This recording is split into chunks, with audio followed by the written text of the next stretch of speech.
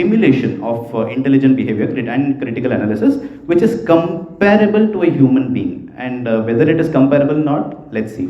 And it also relies on a lot of data for building up the algorithms and the training modules. So speaking of data, it's of paramount importance, and I would like to say that there is a lot of insufficient data which is present. So as per the National Mental Health Survey of our very own country, it is said that 197.3 million people in our country are having psychiatric illnesses diagnosed, and less than 30 million of them are taking treatment. So basing algorithms on such less data is detrimental.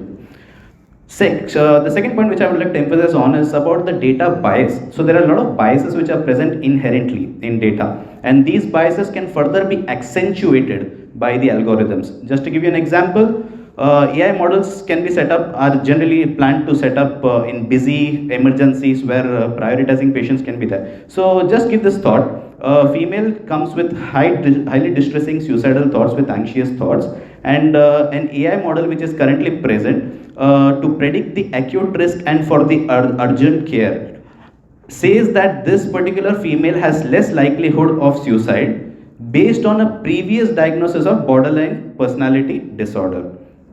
This is a grave example of testimonial injustice, because the covert help for requested by the patient is being superseded by the AI algorithm, and it's a great example of data bias.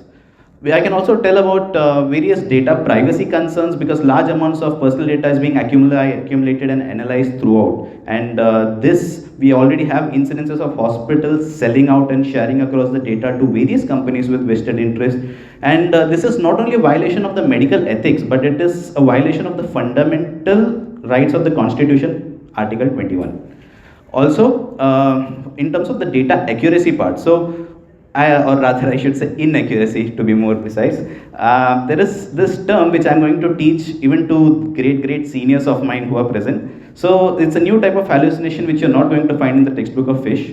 It is called as AI hallucination. So I don't know how many of us are aware of that term. So it's basically a phenomenon in which large language models like generative chatbot perceive patterns which are imperceptible to human observation and may create outputs which are nonsensical or inaccurate altogether. In short, in simpler words, it may create outputs जो है ही नहीं.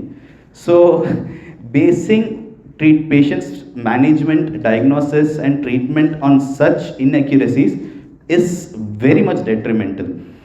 You may say that you know the 945 pages of Maudsley in your fingertips and that you don't require this AI algorithm, but dare I may say that these AI will not be a monopoly for us alone. So various doctors across the world are, just to give you a stat, in the US alone, as per the American Psychological Association, 4 out of the 5 prescriptions for psychotropic medications are not given by psychiatrists.